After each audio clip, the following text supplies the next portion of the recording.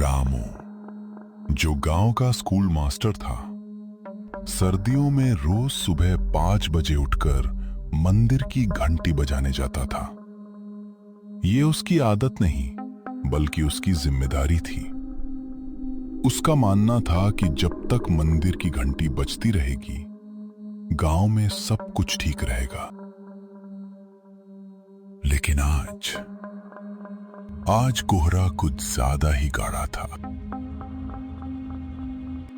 घर से निकलते ही उसे महसूस हुआ कि ठंड हड्डियों तक उतर रही है। मफलर कसकर बांधा, लेकिन दिल में जो ठंड थी उसे कोई ऊन गर्म नहीं कर पा रहा था। आज मंदिर तक का रास्ता ही जैसे गायब था। जो पगडंडी वो सालों से बंद आंखों से तय कर सकता था, आज उसी पर उसके कदम डगमगा रहे थे। और तभी उसे महसूस हुआ जैसे कोई उसकी चाल के साथ साथ धीमे कदमों से चल रहा हो। रामू रुक गया। उसके कदम थमते ही वो आहट भी थम गई। पीछे मुड़कर देखा, कुछ नहीं, बस सफेद धुंध, इतनी घनी कि हाथ बढ़ाओ तो अपनी उंगलियां भी ना दिखे।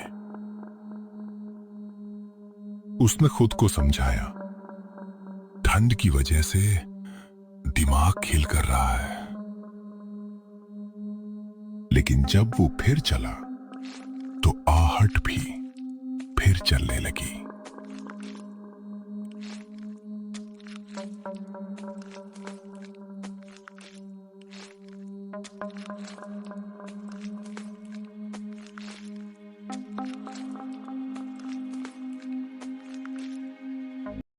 मंदिर पहुंचकर उसने कांपते हाथों से घंटी बजाई। घंटी की आवाज कोहरे में घुलकर कहीं खो गई, जैसे किसी ने आवाज को बीच रास्ते में ही निगल लिया हो।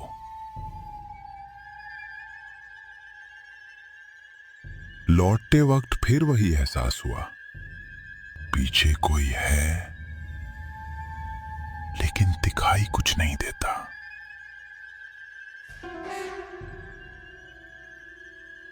इस बार डर ज्यादा गहरा था। कदम तेज किए तो पीछे की आहट भी तेज हो गई।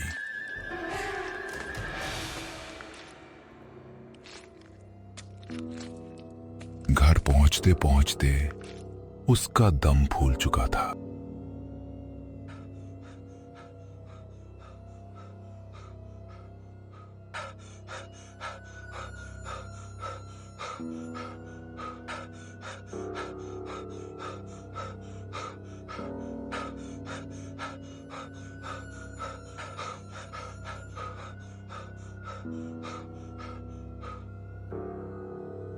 घर के अंदर पहुंचा तो देखा उसकी पत्नी सावित्री पहले से जाग रही थी। चूल्हा बुझा पड़ा था।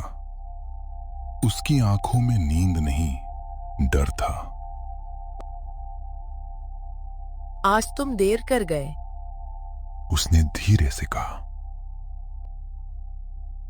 रामू ने जब सुबह की बात बताई तो सावित्री के चेहरे का रंग उड़ गया।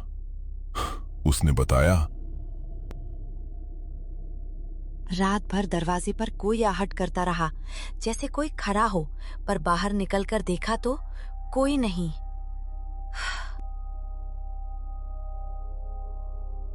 उस रात दोनों देर तक जागते रहे, दरवाजे की ओर देखते रहे और कोहरे की चुप्पी को सुनते रहे।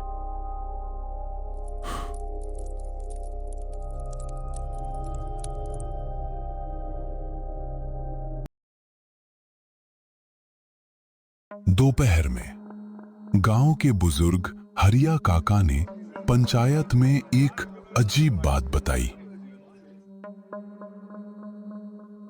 पिछले 3 दिन से जो भी कोहरे में अकेले निकला है उसे पीछे किसी के होने का एहसास हुआ है, लेकिन किसी ने किसी को देखा नहीं। ये बात आग की तरह फैल गई। किसी ने कहा, मेरे बच्चे ने कोहे में किसी औरत को देखा था। किसी ने कहा, मेरे कुत्ते ने कोहरे की तरफ देखकर भौंकना बंद कर दिया। और किसी ने धीरे से फुसफुसाकर कहा, शायद वो फिर लौट आई। तीसरे दिन रामू का बचपन का दोस्त मोहन खेत से लौटते समय गायब हो गया। मोहन कोई डरपोक आदमी नहीं था। वो हंसता खेलता जमीन से जुड़ा इंसान था। लेकिन उस दिन वो घर नहीं लौटा। लोटा और चप्पल तालाब के किनारे मिले।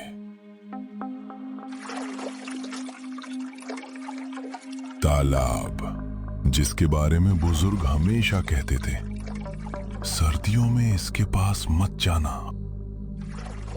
उसी रात तालाब के पास से औरत के रोने की आवाजें आने लगी।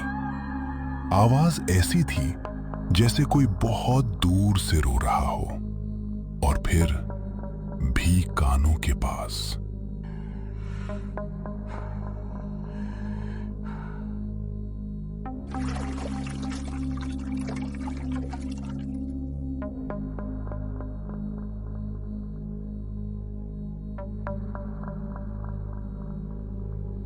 अब डर अफवाह नहीं रहा था, डर हकीकत बन चुका था।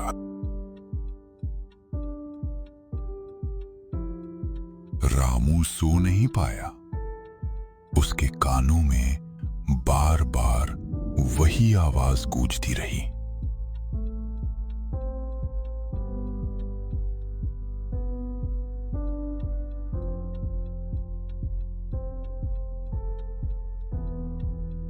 और तभी उसने तय किया, अगर डर का सामना नहीं किया तो डर सबको निगल जाएगा।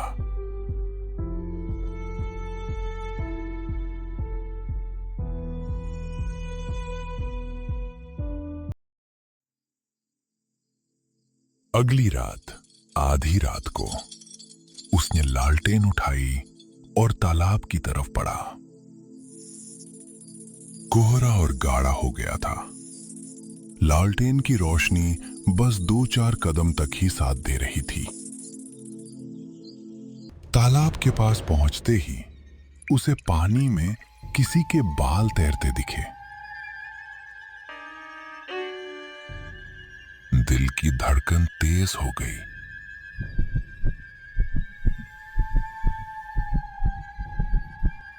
और तभी उसके कान के पास किसी ने फुसफुसाया, रामू रामू। वो झट से पीछे मुड़ा।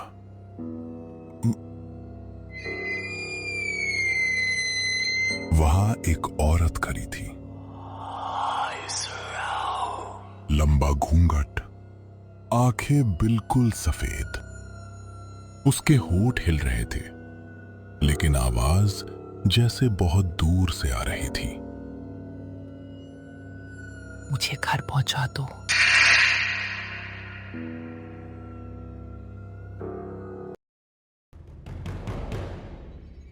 रामू का शरीर सुन्न हो गया। वो भागने लगा, लेकिन कोहरे में रास्ता भूल गया।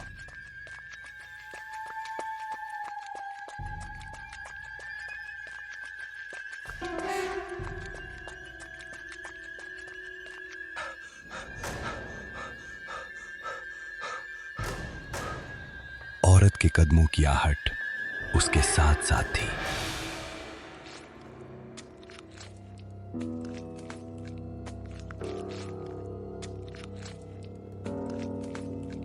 तभी उसके सामने मोहन खड़ा था।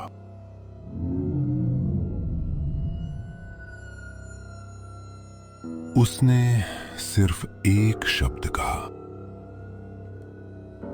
मत जाओ।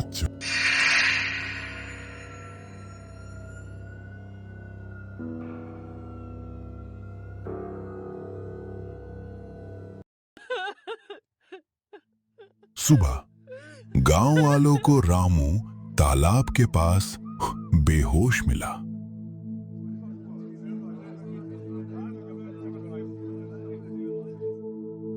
होश आने पर उसने सब बताया, लेकिन किसी ने उस औरत या मोहन को नहीं देखा। गांव के पुजारी ने कहा, ये कोहरे वाली चुड़ैल है जो हर साल सर्दियों में आती है और अकेले चलने वालों को अपने साथ ले जाती है।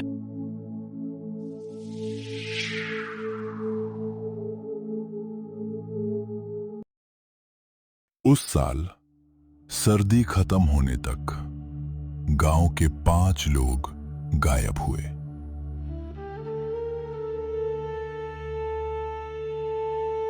और आज भी नरैना गांव में सर्दियों की सुबह कोई अकेले नहीं निकलता।